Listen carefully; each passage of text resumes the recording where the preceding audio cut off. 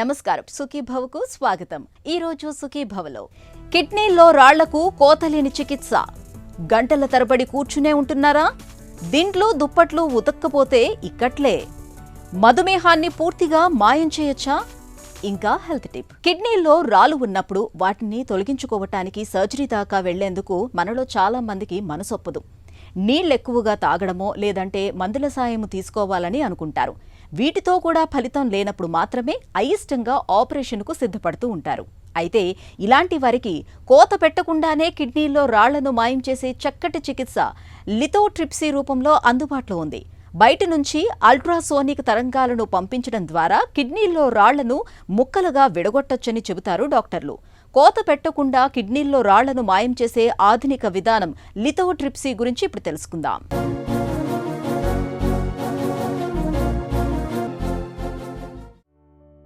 కిడ్నీలో రాళ్లు ఉన్నాయని పరీక్షల్లో తేలగానే మనలో చాలామందికి గుండెల్లో రాయి పడ్డట్టుగా అవుతుంటుంది. వాటిని ఎలా తొలగించుకోవాలా అని అనుక్షణం మదన పడుతూ ఉంటారు. సాధారణంగా కిడ్నీలో రాళ్లుంటే కాస్త నీళ్లు ఎక్కువగా తాగి మందులు వాడమని చెబుతూ ఉంటారు డాక్టర్లు. దీంతో చిన్న రాళ్లైతే మూత్ర విసర్జనలో పడిపోతాయి. అయితే ఈ సూత్రం కేవలం రాళ్ల పరిమాణం చిన్నగా ఉన్నప్పుడే వర్తిస్తుంది. మరి కిడ్నీలో రాళ్లు బాగా పెద్దగా ఉంటే ఏం చేయాలి? సర్జరీకి వెళ్లాల్సిందేనా? అయితే కిడ్నీలో రాళ్లను తొలగించేందుకు అన్ని సందర్భాల్లోనూ సర్జరీ అవసరం లేదు. లిథోట్రిప్సీ వంటి ఆధునిక పద్ధతుల సాయంతో ఒంటిపై ఘాటు పెట్టకుండానే బయట నుంచే కిడ్నీలో రాళ్లను మాయం చేయొచ్చని చెబుతారు డాక్టర్లు. అసలేమిటి లిథోట్రిప్సీ? ఈ విధానం ఎలా ఉంటుంది? కిడ్నీలో స్టోన్స్ అనేటివి కిడ్నీలోనే కాకుండా, కిడ్నీలో ఉంటే అది రీనల్ స్టోన్స్ అంటారు, కిడ్నీ నుంచి వచ్చే ట్యూబ్లో ఉంటే అది యూరిట్రిక్ స్టోన్స్ అంటారు, బ్లాడర్ అంటే యూరినరీ మూత్రాశయంలో ఉంటే అది వెజైకల్ స్టోన్స్ అంటారు. సో ఈ మూడు భాగాల్లో ఎక్కడైనా ఈ స్టోన్ అనేది ఎక్కడైనా ఉండొచ్చు, ఎక్కడైనా ఇరుక్కోవచ్చు, దేనికన్నా మనం ట్రీట్మెంట్ చేయాల్సిన అవసరం రావచ్చు. ఈ లిథోట్రిప్సీని 2 రకాలుగా డివైడ్ చేస్తాం. అదేమిటి? Extra corporeal and intra corporeal. అంటే ఏమిటి? ఎక్స్ట్రా కార్పోరియల్ అంటే ఈ లిథోట్రిప్సీ అనే ప్రక్రియని బాడీ నుంచి బయట నుంచే మనం స్టోన్ని పగలగొట్టడాన్ని ఎక్స్ట్రా కార్పోరియల్ లిథోట్రిప్సీ అంటాం. రెండవది ఏమిటి? Intra corporeal lithotripsy. Intra corporeal అంటే బాడీ లోపలే ఆ స్టోన్ని పగలగొట్టడాన్ని ఇంట్రా కార్పోరియల్ లిథోట్రిప్సీ అంటారు. So intra corporeal shock wave lithotripsy చేయడానికి మనం స్టోన్ దాకా వెళ్లాల్సిన అవసరం ఉంటుంది. అంటే మూత్రనాళంలో, మన మూత్రాశయంలో స్టోన్ ఉందనుకోండి, మూత్రనాళంలో ద్వారా ఎండోస్కోప్ వేసి ఆడ మూత్రాశయంలో స్టోన్ని చూస్తే దాన్ని పగలగొట్టే అవకాశం. లేక ఈ యూరిటర్లో కిడ్నీ నుంచి వచ్చే ట్యూబ్లో ఏదైనా స్టోన్ ఉందనుకోండి, యూరిట్రోస్కోప్ అనే ఎండోస్కోప్ అక్కడ వరకు వెళ్ళి దాన్ని స్టోన్ని పగలగొట్టడం యూరిట్రోస్కోపిక్ లిథోట్రిప్సీ అంటాం. అదే కిడ్నీ లోపల ఉందనుకోండి, ఈ మూత్రనాళంలో అయినా వెళ్ళొచ్చు, లేక ఈ బయట నుండి ఒక నీడిల్ వేసి ఒక చిన్న ఎండోస్కోప్ని కిడ్నీలోకి వేసి దాన్ని ఆ స్టోన్ని చూసుకుంటా దాన్ని పగలగొట్టడం అనేది చేయొచ్చు. దాన్ని RARS అన్న అంటాం, లేకపోతే పర్క్యూటేనియస్ లిథోట్రిప్సీ అన్న అంటాం.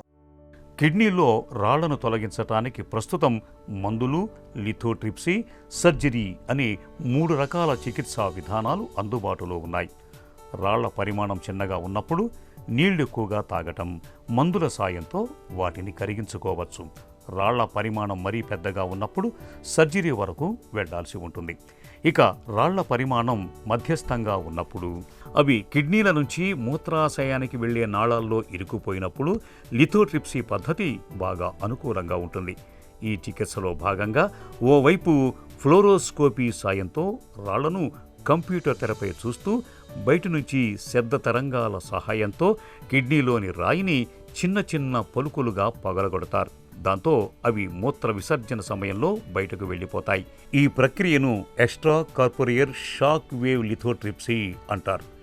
చిన్న పలుకు లాంటి రాళ్లు బయటకు వచ్చే సమయంలో అవి మూత్రనాళాల గోడలలో ఒరుసుకుపోయి గాయం కాకుండా ఉండేందుకు మూత్ర విసర్జన మార్గం ద్వారా కిడ్నీలు మూత్రాశయానికి మధ్యన ఓ ట్యూబును వేస్తారు. దీన్ని యూరిటిక్ స్టెంట్ అంటారు. దీన్ని కొద్ది రోజుల వరకు అలాగే ఉంచుతుంటారు. చిన్న ముక్కలుగా మారిన ఆ రాళ్ల పలుకులన్నీ తొలగిపోయాక స్టెంట్ను కూడా తొలగిస్తారు. ఇప్పుడు ఆ స్టోన్ని పగలగొట్టడానికి కూడా కొన్ని రకాల ఎనర్జీలను వాడతాం. మామూలుగా కామన్గా వాడేటివి రెండే అండి. ఒకటి ఏంటంటే న్యూమాటిక్ ఎనర్జీ అంటాం. అంటే ఒక ప్రోబ్ ఇట్లా ఇట్ విల్ బి న్యూమాటిక్, అంటే ఒక గ్యాస్ చేంబర్ వల్ల అది మూమెంట్ వల్ల ఆ ప్రోబ్ మూవ్ అయ్యి దాన్ని పగలగొట్టడం జరుగుతుంది. ఇంకోటి లేజర్ ఎనర్జీ, అంటే లేజర్ బీమ్ని ఆ స్టోన్ మీద వేసినప్పుడు ఆ స్టోన్ ముందు ఒక వేపర్ బబుల్ అనేది క్రియేట్ అయ్యి ఆ వేపర్ బబుల్తో ఆ స్టోన్ పగలడం అనేది జరుగుతుంది. సో ఈ రెండు ఎనర్జీల ద్వారా ఈ స్టోన్ని పగలగొట్టడం అనేది జరుగుతుంది. సో ఈ extra corporeal shock wave lithotripsy చేసిన తర్వాత స్టోన్ పగిలినా ఆ ముక్కలు పెద్దవిగా ఉండొచ్చు, ఒక్కోసారి చిన్నవిగా ఉండొచ్చు. అవి మూత్రనాళంలోంచి బయటికి ఆటోమేటిక్గా దాని అంతటికే రావాల్సిన అవసరం ఉంటుంది. కాబట్టి పగలగొట్టడం వరకే మనం చేయగలుగుతాం, కానీ ఆ స్టోన్ బయటికి వెళ్ళగొట్టే ఛాన్సు మనలో ఉండదు, ఆ పేషెంటే చేయాల్సిన అవసరం ఉంటుంది. ఒక్కోసారి అది పగలగొట్టిన తర్వాత స్టోన్ అనేది బాగా బ్లాక్ అయిపోవడం, మళ్ళీ మేమేమన్నా ప్రొసీజర్ చేయాల్సిన అవసరం రావచ్చు.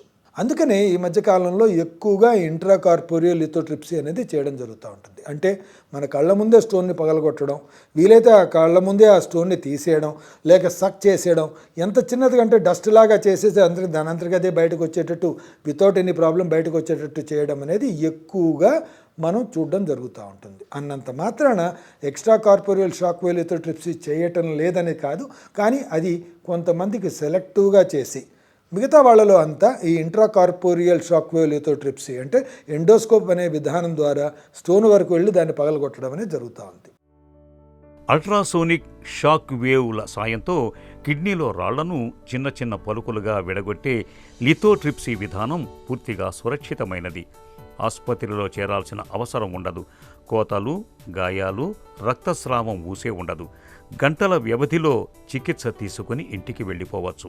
సర్జరీ అంటే భయపడేవారు, షుగర్, బీపీ, గుండె జబ్బులున్న ఎవరైనా ఈ పద్ధతి ద్వారా సులువుగా కిడ్నీలోని రాళ్లను తొలగించుకోవచ్చు. అయితే ప్రతి ఆపరేషన్లోనూ ఉన్నట్లే ఈ విధానంలోనూ కొన్ని సమస్యలు తలెత్తే అవకాశం ఉంటుంది. పలుకులుగా విడిపోయిన రాళ్ల శకలాలు కొన్ని కిడ్నీల్లో అక్కడే మిగిలిపోయే అవకాశం ఉంటుంది. అయితే ఇలా జరిగే అవకాశాలు తక్కువగా ఉంటాయి. కొన్ని సందర్భాల్లో కిడ్నీల దగ్గర రక్తస్రావం జరగవచ్చు. ఇన్ఫెక్షన్ సోకే ప్రమాదం ఉంటుంది. ఈ సమస్యల్ని నివారించుకోవటానికి నిపుణులైన వైద్యుల దగ్గర మాత్రమే లిథోట్రిప్సీ చికిత్స తీసుకోవటం అన్ని విధాలా మేలు. ఈ లిథోట్రిప్సీ అనేది చేసిన వాళ్ళలో చాలామందిలో మీరు ఏవైనా ఉంటారు, ఈ 50 to 60% వాళ్ళలో ఈ డబల్ డీజే స్టెంట్ అంటాం. ఆ డీజే స్టెంట్ అనేది పెట్టి మళ్ళీ 2-3 వారాలైన తర్వాత తీసేయడం జరుగుతూ ఉంటుంది.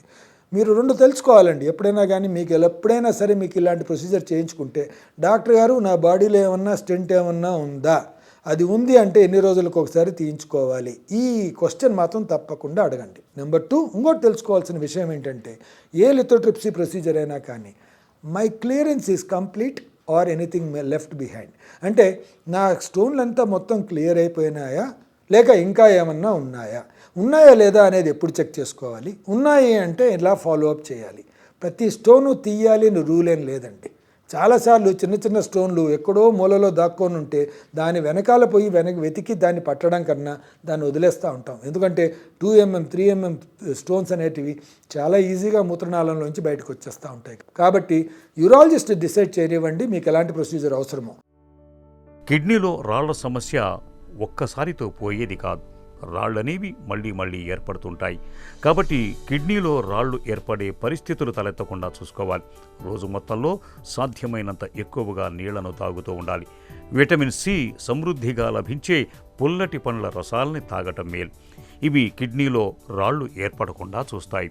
రోజువారీ ఆహారం నుంచి తగినంత కాల్షియం అందకపోతే మూత్రంలో ఆక్జలేట్ రసాయనం స్థాయిలు పెరిగి ఆపై రాళ్లు ఏర్పడే అవకాశం ఉంటుంది. కాబట్టి ఆహారంలో కాల్షియం లభించే పాల పదార్థాలు ఉండేలా చూసుకోవాలి. ఉప్పును అధికంగా తీసుకుంటే మూత్రంలో కాల్షియం స్థాయిలు పెరుగుతాయి. కాబట్టి ఉప్పు వాడకం మితంగా ఉండాలి. మాంసాహారంతో మూత్రంలో యూరిక్ యాసిడ్ పెరుగుతుంది. కాబట్టి మాంసాహారాన్ని తగ్గించాలి. బీట్రూట్, చాక్లెట్, పాలకూర, తేయాకు, గింజపప్పుల వంటి వాటిలో ఆక్జలేట్ అధికంగా ఉంటుంది. కూల్ డ్రింకుల్లో ఫాస్ఫేట్ ఎక్కువగా ఉంటుంది. ఇవి 2 కిడ్నీలో రాళ్లు ఏర్పడటానికి దారితీసేవే. కాబట్టి వీటికి దూరంగా ఉండటం మేలు. హెల్త్ న్యూస్ మీకోసం.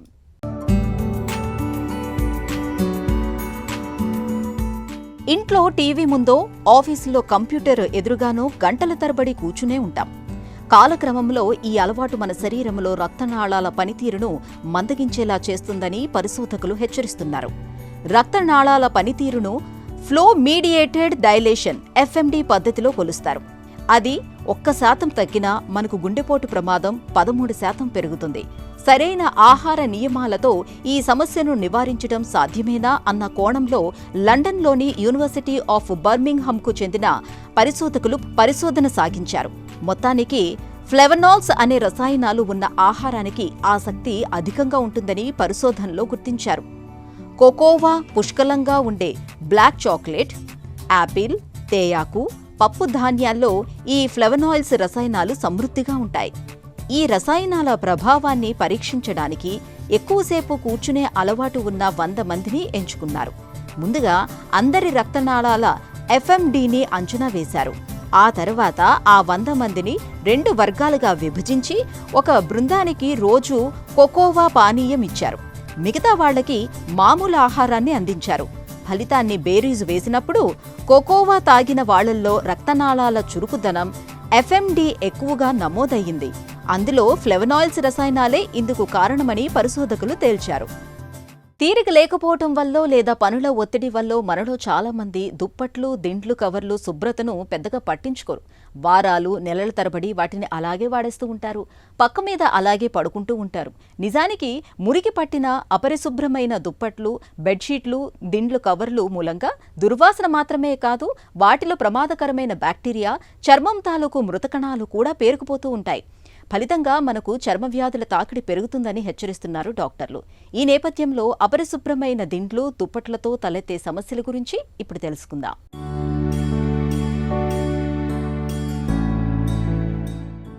దిండ్లు, దుప్పట్ల శుభ్రత గురించి మనలో చాలా మంది పెద్దగా పట్టించుకోరు. వారాల తరబడి, నెలల తరబడి వాటిని శుభ్రం చేయకుండా అలాగే వాడుతుంటారు. కొందరైతే ఏళ్లపాటు ఒకే తలగడును కనీసం పిల్లో కవర్ కూడా లేకుండా వాడుతుంటారు. ఇలా అపరిశుభ్రమైన దిండ్లు, దుప్పట్లను వాడటం వల్ల పలు చర్మ సంబంధ రుగ్మతలు, అలర్జీలు, ఆస్తమా వంటి శ్వాసకోశ సమస్యలు, కొన్ని లైంగిక వ్యాధులు వస్తాయని, నిద్రలేమి సమస్యగా మారుతుందని హెచ్చరిస్తున్నారు డాక్టర్లు. మనం ఉపయోగించే పరుపులో 10 మిలియన్ల బ్యాక్టీరియా ఉంటుంది. పరుపు జీవితకాలంలో 1 కిలో కంటే ఎక్కువ మృత చర్మ కణాలు పేరుకుపోతాయి. ఓ స్వచ్ఛంద సంస్థ జరిపిన అధ్యయనంలో టాయిలెట్ సీటు మీద కంటే పడక గదిలోని బెడ్షీట్లు, దిండు కవర్లపైనే ఎక్కువ బ్యాక్టీరియా పేరుకుపోయినట్టు వెల్లడైంది. ఎక్కువ కాలం ఒకే తలగడను వాడటం వల్ల దాని ఆకృతి దెబ్బతిని మెడ, తలనొప్పి వంటి సమస్యలు వస్తాయి. పిల్లో కవర్లపై గ్రామ్ పాజిటివ్ రాడ్లు, గ్రామ్ నెగిటివ్ రాడ్లు, బాసిల్లీ, గ్రామ్ పాజిటివ్ కోకి వంటి బ్యాక్టీరియా ఉన్నట్లు గుర్తించారు. వీటి వల్ల ముటిమలు, దద్దుర్లు, తామర, దురద వంటి ఇన్ఫెక్షన్లు వస్తాయి. కాబట్టి బెడ్షీట్లు, దిండు కవర్లను వారానికి ఒకసారైనా ఉతకాలి. వాటిని తరచూ ఎండలో ఆరబెట్టాలి. కొన్ని రకాల చర్మ వ్యాధులు, అనారోగ్యాలతో బాధపడేవారు క్రమం తప్పకుండా బెడ్షీట్లు, పిల్లో కవర్లను మారుస్తూ ఉండాలి. ఎలర్జీ ఉన్నవారు యాంటీ ఎలర్జీ బెడ్షీట్లు, దిండు కవర్లు వాడితే మంచిది. కొంతమంది తమ పెంపుడు జంతువులను కూడా బెడ్ పైకి తీసుకురావడం, వారి పక్కనే పడుకోబెట్టుకోవడం చేస్తుంటారు. దీంతో వాటి వెంట్రుకలు, చర్మం మీద ఉండే బ్యాక్టీరియా, ఇతర క్రిములు బెడ్షీట్పై చేరే ప్రమాదం ఉంది. సాధ్యమైనంత వరకు వాటిని పడకకు దూరంగా ఉంచాలి. ఒకవేళ తీసుకొచ్చినా 2 రోజులకు ఒకసారి దుప్పట్లను మార్చాలి. ఇక దుప్పట్లను శుభ్రం చేసే క్రమంలో వేడి నీళ్లను ఉపయోగిస్తే మంచిది. ఇలా చేయడం వల్ల వాటిపై ఉండే క్రిములు, బ్యాక్టీరియా నశించడంతో పాటు మురికి త్వరగా పోతుంది. బయట నుంచి వచ్చాక దుమ్ము, ధూళి చేరిన కాళ్ళతోనే బెడ్ పైకి ఎక్కడం మానుకోవాలి. శుభ్రంగా స్నానం చేయడం, చేతులు కాళ్ళు కడుక్కొని డ్రెస్ మార్చుకున్న తర్వాతే బెడ్ పై కూర్చోవడం ఉత్తమం. కొందరు బెడ్ పై ఆహారం, స్నాక్స్ తినడం, కంచం కింద దిండు పెట్టుకునే అలవాటు ఉంటుంది. దీంతో వాటిపై ఆహార అవశేషాలు పడతాయి. ఇలా చేయకుండా ఉండడమే మంచిది. మన ఆరోగ్యానికి నిద్రతో పాటు పడకగది పరిశుభ్రత ముఖ్యమే. పడుకుంటే నిద్ర పట్టేంత శుభ్రంగా బెడ్షీట్లు, దిండ్లు ఉండాలి. షుగర్ జబ్బు విషయంలో ఇవాళ మన మధ్య చాలా అపోహలే రాజ్యమేలుతున్నాయి. Keto diet, low carb diet, bariatric సర్జరీతో మధుమేహాన్ని మాయం చేయొచ్చని నమ్ముతున్నారు చాలామంది. అలాగే లావుగా ఉన్న వాళ్ళకే డయాబెటీస్ వస్తుందని, మిగతా వారికి ఆ ముప్పు ఉండదనే నమ్మకము చాలా మందిలో కనిపిస్తుంది. అలాగే మధుమేహానికి జనరిక్ మందులు పనిచేయవని, షుగర్ వచ్చాక అన్నాన్ని పూర్తిగా మానేయాలనే నమ్మకాలు మనకు కనిపిస్తాయి. అసలు ఈ నమ్మకాల్లో నిజమెంత? ఆసక్తికరమైన ఈ నమ్మకాల గురించి డాక్టర్ గారిని అడిగి ఇప్పుడు తెలుసుకుందాం.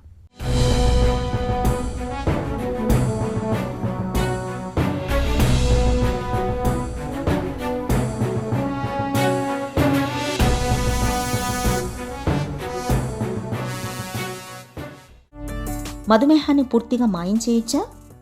డయాబెటీస్ని కంప్లీట్గా రిమిషన్లో లైఫ్ లాంగ్ ఉంచొచ్చా అంటే ఖచ్చితంగా దీనికి ఆన్సర్ ఎస్, ఉంచొచ్చు. బట్ ఇదొక బాగా కమిట్మెంట్ అండ్ డిసిప్లిన్తో కూడుకున్న బిహేవియర్. అండ్ మీరు తీసుకునే ఫుడ్ అవ్వచ్చు, అది క్యాలరీ రిస్ట్రిక్షన్ కానీ, ఫైబర్ రిచ్ ఫుడ్ కానీ, protein rich food, plant proteins ఎక్కువ ఉండేలాగా, దెన్ కార్బ్స్ అండ్ ఫ్యాట్ తగ్గించుకునే విధంగా. బట్ ఇనీషియల్గా మీకు డయాబెటీస్ రిమిషన్కి మాత్రం మందులు అవసరం పడచ్చు ఖచ్చితంగా. GLP-1 SGLT ఇన్హిబిటర్స్ ఇవి వాడిన తర్వాత మీ బాడీలో ఉన్న టోటల్ బాడీ ఫ్యాట్ పర్సంటేజ్ మీరు తగ్గించుకుంటూ కనుక పోతే కొంతమందిలో ఇన్ఫ్యాక్ట్ 6 to 7 out of 10 పేషెంట్స్లో మీకు డయాబెటీస్ వచ్చి ఓన్లీ 7-8 years అవుతుంది ఫర్ ఎగ్జాంపుల్. వీళ్ళలో డయాబెటీస్ రిమిషన్ అనేది సాధ్యం. ఊబకాయానికి షుగర్ జబ్బుకు మధ్య సంబంధం ఏంటి? సో డయాబెటీస్ అండ్ ఒబిసిటీ ఈ రెండు ఒక రకమైన ట్విన్ ఎపిడెమిక్ అని అంటూ ఉంటాం మనం, ఎస్పెషల్లీ ఇండియాలో and more so over south ఇండియాలో. సో ఎందుకు అంటే ఇండియాలో ఉన్న డయాబెటిక్ పేషెంట్స్లో 10 మంది డయాబెటిక్ పేషెంట్స్ ఉంటే వాళ్ళలో 8 నుంచి 9 మంది ఓవర్ వెయిట్ ఆర్ ఒబీస్ ఉన్నవాళ్లే. అంటే వీళ్ళ BMI 25 or more ఉంది. సో మీకు కనుక ఇప్పుడు ఆల్రెడీ 27 BMI ఉంది, మీకు డయాబెటీస్ ఉంది, ఇప్పుడిప్పుడే స్టార్ట్ అవుతుందని చెప్పారు. మీ 27 BMIని మీరు అఫ్కోర్స్ మనం హైట్ని మార్చుకోలేము కాబట్టి బరువు కనుక తగ్గించుకుంటూ వెళ్ళి మీ టోటల్ బాడీ ఫ్యాట్ పర్సంటేజ్ తగ్గించుకొని మీరు 22 రేంజ్ కనుక వస్తే మీకు షుగర్ లేకుండా ఉండే ఛాన్స్ చాలా ఎక్కువ. ఓకే, కొంతమందిలో 100% మనం రిమిషన్కి అచీవ్ చేయొచ్చు. సో ఇక్కడ వెయిట్ లాస్ కాన్సెప్ట్ అనేది వస్తుంది. అండ్ వీటిలో ముఖ్యంగా సెమాగ్లూటైడ్, టెర్జోపటైడ్, లిరాగ్లూటైడ్ ఇవి చాలా ఇంపార్టెంట్ మందులు. ఇన్ఫ్యాక్ట్ ఇవి యాంటీ ఒబిసిటీ మందులు అండ్ షుగర్ కూడా DCGI has approved in India. మధుమేహంతో కిడ్నీ జబ్బు ఎందుకు వస్తుంది? షుగర్ కంట్రోల్ సరిగ్గా లేనప్పుడు, ఎస్పెషల్లీ ఎఫెక్ట్ అయ్యే ఆర్గాన్స్లో ముఖ్యమైన ఆర్గాన్ కిడ్నీ. షుగర్ కంట్రోల్ సరిగ్గా లేనప్పుడు కిడ్నీ మీద ఒత్తిడి స్టార్ట్ అవుతుంది. కిడ్నీస్ ప్రోటీన్ని యూరిన్లో కన్సర్వ్ చేయలేకపోతుంటాయి. యూజువల్గా యూరిన్ ఆల్బ్యూమిన్ క్రియేటిన్ రేషియో అనే ఒక చిన్న టెస్ట్ స్పాట్లోనే మనకి డయాగ్నోస్ వచ్చేస్తుంది. సో ఎర్లీగా మనం డయాగ్నోస్ చేస్తే SGLT ఇన్హిబిటర్స్, GLP-1 ప్రెగ్నెన్సీ వీటి వాడకం ఖచ్చితంగా అవసరం. ఇవి వాడితే కూడా కిడ్నీ డిసీజ్ రాకుండా ఆర్ కిడ్నీ డిసీజ్ వచ్చే రిస్క్ని మనం తగ్గించుకోగలుగుతాము. దెన్ వీళ్ళలో బ్లడ్ ప్రెషర్ కనుక ఉంటే మనం ACE ఇన్హిబిటర్స్ ఆర్ ARB ఈ 2 క్లాసుల్లో ఒకటి ఖచ్చితంగా వాడాల్సిన అవసరం ఉంది, ఎస్పెషలీ BP ఉన్న డయాబెటిక్ పేషెంట్స్కి. ఇలా ఈ 2 క్లాసులతో పాటు ఫినెరనోన్ అనే ఒక మందు కూడా ఉంది. ఇది కూడా డయాబెటిక్ కిడ్నీ డిసీజ్ వచ్చే రిస్క్ని తగ్గిస్తుంది. ఆల్రెడీ వస్తే దాన్ని ఇంకా పెరగకుండా ఆ రిస్క్ని కూడా తగ్గించే విధంగా హెల్ప్ చేస్తుంది. మధుమేహులకు నొప్పి లేకుండా గుండెపోటు వస్తుందా? మనకి ఒకవైపు హార్ట్కి రక్త సరఫరా సరిగా లేనప్పుడు కూడా వీళ్ళలో సైలెంట్ MI, మయోకార్డియల్ ఇన్ఫార్క్షన్ అంటాం. అంటే సైలెంట్ హార్ట్ అటాక్స్ అనేవి అన్కంట్రోల్ డయాబెటిక్ పేషెంట్స్లో ఖచ్చితంగా మనం సాధారణంగా చూస్తూ ఉంటాం. ఇన్ఫ్యాక్ట్ మోర్ సో ఇన్ ఫీమేల్స్లో కూడా. సో దీనికి ఎందుకు వస్తుంది అంటే అఫ్కోర్స్ వీళ్ళకి నర్వ్ ఎండింగ్స్ అవ్వటం వల్ల సైలెంట్ హార్ట్ అటాక్స్ అనేవి అన్కంట్రోల్ డయాబెటిక్ పేషెంట్స్లో చాలా కామన్గా చూస్తుంటాం. సో దీన్ని తగ్గించడానికి మనం ప్రతి డయాబెటిక్ పేషెంట్కి మనం ఇవ్వాల్సిన మందుల్లో కొలెస్ట్రాల్ తగ్గించే మందు. అందుకే ఇంటిగ్రల్ ఒకవైపు షుగర్ కంట్రోల్, BP కంట్రోల్ చేస్తూనే కొలెస్ట్రాల్ తగ్గిస్తేనే మనకి వీళ్ళలో హార్ట్ అటాక్ రిస్క్ మనం తగ్గించగలం. కొంతమందిలో అన్కంట్రోల్ నుండి బాగా ఎక్కువ ఉన్నప్పుడు బ్లడ్ థిన్నర్ యాడ్ చేయాల్సిన అవసరం కూడా ఉంటుంది. బరువును తగ్గించే బేరియాట్రిక్ సర్జరీతో షుగర్ నయమవుతుందా? సో మెటబాలిక్ సర్జరీ అంటాము, దీన్ని బేరియాట్రిక్ సర్జరీ అని కూడా అంటుంటాము. సో వీటిలో చాలా టైప్స్ ఉన్నాయి. నార్మల్గా స్టమక్ వాల్యూమ్ తగ్గించే సర్జరీస్ ఉన్నాయి, స్లీవ్ గ్యాస్ట్రెక్టమీ అంటాం. అయితే దీంతో పాటు స్మాల్ ఇంటెస్టైన్ యొక్క లెంగ్త్ని తగ్గించే విధంగా కూడా కొన్ని Roux-en-Y బైపాస్ అని కొన్ని రకాల సర్జరీస్ ఉన్నాయి. అయితే వీటిలో కొంతమందికి అంటే ఓన్లీ స్లీవ్ గ్యాస్ట్రెక్టమీ చేస్తే కంప్లీట్ డయాబెటీస్ రిమిషన్ అనేది సాధ్యపడకపోవచ్చు. ఆర్ డయాబెటీస్ రిమిషన్లో వెళ్ళినా కూడా వితిన్ 3 years or 2 years మళ్ళీ తిరగబెట్టచ్చు. అయితే ఈ Roux-en-Y కూడా చేస్తే కొంతమందిలో ప్రాబబ్లీ ఒక 4 నుంచి 5 మాత్రం ఖచ్చితంగా కంప్లీట్గా షుగర్ లేకుండా చేయటం అనేది సాధ్యమే. దీర్ఘకాలిక జబ్బులు ఉన్నప్పుడు మధుమేహులు ఎలాంటి జాగ్రత్తలు తీసుకోవాలి?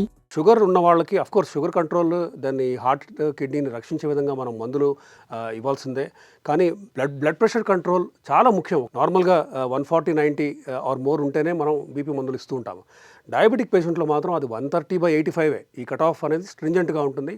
పైగా ఏ మందులు ఇస్తున్నాము BP కంట్రోల్కి అనేది కూడా చాలా ముఖ్యం. టెల్మిసార్టాన్, ఓల్మిసార్టాన్ అయినా ఇవ్వాలి, ఆర్ ఇటువైపు ఎనలాప్రిల్ కానీ రామిప్రిల్ లాంటి మందులైనా ఖచ్చితంగా ఇవ్వాలి ఒక డయాబెటిక్ పేషెంట్లో. ఎందుకంటే ఇవి ఇస్తేనే హార్ట్ని కిడ్నీని కూడా మనం రక్షించవచ్చు అని ప్రూఫ్ ఉంది కాబట్టి. ఇకపోతే cholesterol control in diabetic patient ఇది ఖచ్చితంగా అవసరం. లిపిడ్ ప్రొఫైల్ కనుక చూస్తే LDL, total cholesterol, VLDL, triglycerides ఇవన్నీ కూడా బ్యాడ్ కొలెస్ట్రాల్. మంచి కొలెస్ట్రాల్ హెచ్డిఎల్ ఎక్కువ ఉండాలి, LDL, ట్రైగ్లిజరైడ్స్ ఇవన్నీ కూడా తగ్గాలి. సో LDL అప్పర్ లిమిట్ అంటే మ్యాక్సిమం మీకు ఎంత ఉండొచ్చు అంటే 70 ఉండొచ్చు. అలా ఉండే విధంగా మీరు కొలెస్ట్రాల్ తగ్గించే మందులు రోజ్వాస్టాటిన్ అవ్వచ్చు, తో పాటు ఫీనోఫైబ్రేట్ లాంటి మందులు వాడాల్సిన అవసరం ఉండొచ్చు. దెన్ ఈ డోస్ కూడా 10 నుంచి 20 mg పెంచాల్సిన అవసరం రావచ్చు. సో 70 ఉండేలాగా మీరు చూసుకోవాలి. క్యాన్సర్ స్క్రీనింగ్ కూడా ఒక diabetic patient or obese diabetic పేషెంట్లో ముఖ్యం. ఫ్యామిలీ హిస్టరీ కనుక స్ట్రాంగ్గా ఉంటే మీకు రిస్క్ పెరుగుతుంది కాబట్టి పీరియాడిక్గా క్యాన్సర్ స్క్రీనింగ్ కూడా ఒక డయాబెటిక్ ఒబీస్ పేషెంట్లో ముఖ్యం అండ్ చాలా అవసరం ఇది. మధుమేహులకు జనరిక్ మందుల్ని వాడొచ్చా? సో జెనరిక్ మెడిసిన్స్ మీద కూడా చాలామందికి కొన్ని డౌట్స్ అవి ఉన్నాయి. 100% ఇది అని చెప్పలేము, ఎందుకంటే కొన్ని జెనరిక్ మందులు పనిచేస్తున్నాయి, కొన్ని పనిచేయట్లేదు.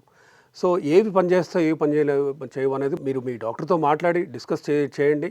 ఎందుకంటే విచ్ కంపెనీ జెనరిక్స్ పనిచేస్తున్నాయి, విచ్ పనిచేయట్లేదు అనేది అది దాని మీద ఒక clear cut guideline or ఒక యూనిఫామ్ కన్సెన్సస్ అనేది సోఫార్ లేదు.